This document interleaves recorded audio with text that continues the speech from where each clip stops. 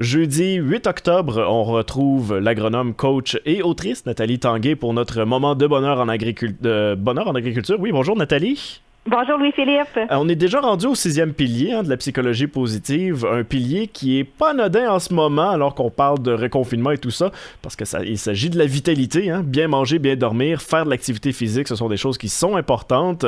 Et pourquoi est-ce que c'est un défi pour une entreprise agricole? C'est une excellente question. En effet, donc la vitalité, comme vous dites, c'est bien manger, faire de l'activité physique, bien dormir. Et bien manger, bien souvent en entreprise agricole, on est pressé, on est dans l'urgence, donc on mange sur le pouce, on mange en conduisant notre tracteur, la sandwich dans l'autre main. Donc parfois, on peut avoir tendance à faire des repas qui vont être plus rapides, puis on va moins prendre le temps de se couper des légumes, se couper des petits fruits. Donc ça, c'est un défi par exemple, à bien manger, là. On parle, c'est carrément cordonnier mal chaussé dans ce moment-ci, là, quand on parle d'une entreprise agricole qui ne mange pas bien, qui prend pas le temps de bien manger, il faut quand même prendre le temps de s'occuper de nous. Oui, c'est ça, mais en fait, il faut dire que c'est pas un problème qui est juste dans le domaine agricole. Non, c'est sûr.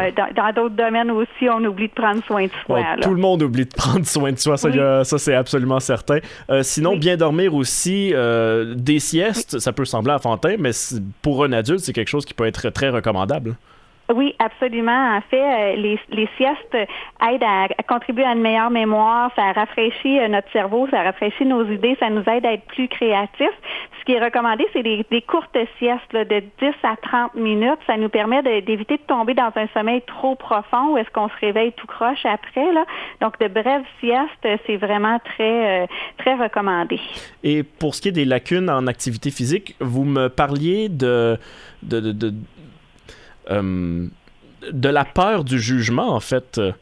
Oui, en fait, c'est un exemple que je vais apporter vraiment spécifique au domaine agricole que j'ai vu à quelques reprises parmi mes clients, c'est d'avoir à surmonter le jugement des voisins. J'ai vu des gens qui se privaient d'aller faire du vélo ou du jogging dans leur rang par peur d'être jugés par leurs voisins, d'être jugés que lui, il a le temps de faire ça. Il y en a du temps à perdre. Lui, là, il a le temps d'aller courir ou il a le temps d'aller faire du vélo. J'ai vu ça concrètement, cette peur du jugement-là. Donc, comme c'est important de prendre soin de nous, comme c'est important de cultiver cette vitalité-là, cette énergie-là de notre corps et notre bien-être au niveau du cerveau, bien, c'est important de faire un effort puis surmonter ce jugement-là et d'aller en faire de l'activité physique. Et qu'au contraire, la pensée qu'on devrait avoir si on voit quelqu'un faire du vélo, prendre soin de lui, c'est que, justement, il prend le temps de prendre soin de lui, il prend le temps d'être en santé, c'est du jugement positif qui est censé en découler de ces activités-là. Oui, exactement, absolument. Puis de se dire, hey, bravo, il nous donne l'exemple. Cette personne-là nous donne l'exemple. D'une manière plus personnelle, parce que vous l'avez dit, c'est tout le monde qui mange pas comme il faut. C'est tout le monde qui dormirait pas le 8 heures qui est recommandé pour tout le monde, l'activité physique et tout ça. Vous, personnellement, est-ce qu'il y a eu des lacunes que vous avez remarquées dans une ou l'autre de ces facettes-là que vous avez corrigées?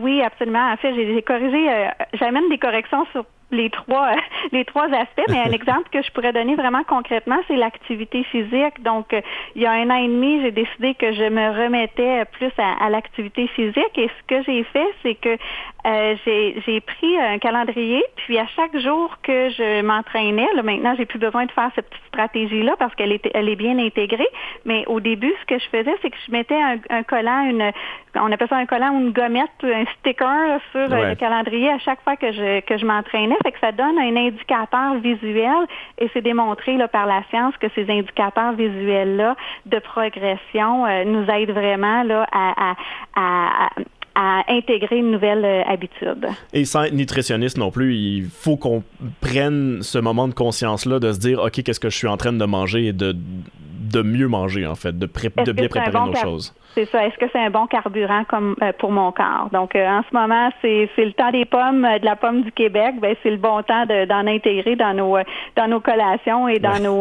nos dîners. Et le but de tout ça, le but d'avoir une bonne vitalité, au final, en fait, c'est de pouvoir aborder la vie avec un peu plus de pep, un peu plus d'énergie, d'enthousiasme, là. Oui, absolument. Bref. Vive l'énergie. Absolument. Bref, donc qu'on soit, comme je dis, ça nous concerne en ce moment beaucoup, là, qu'on soit dans une zone orange qui passe au rouge ou peu importe, la vitalité, c'est quelque chose qui n'est pas oublié. Un petit rappel, parce que tout le monde l'oublie un peu à chaque jour, même moi, même bien manger, bien dormir, prendre un peu de temps pour s'activer physiquement, que ce soit du vélo, de la marche ou peu importe, ça fait du bien. Merci beaucoup, Nathalie Tanguay. Merci à vous. Nathalie Tanguay, qui est autrice d'ailleurs du manuel du bonheur en agriculture. Et pour en savoir plus sur les piliers de la psychologie positive, ça se trouve en ligne sur le radio-acton.com dans l'onglet Bye Bye Boulot.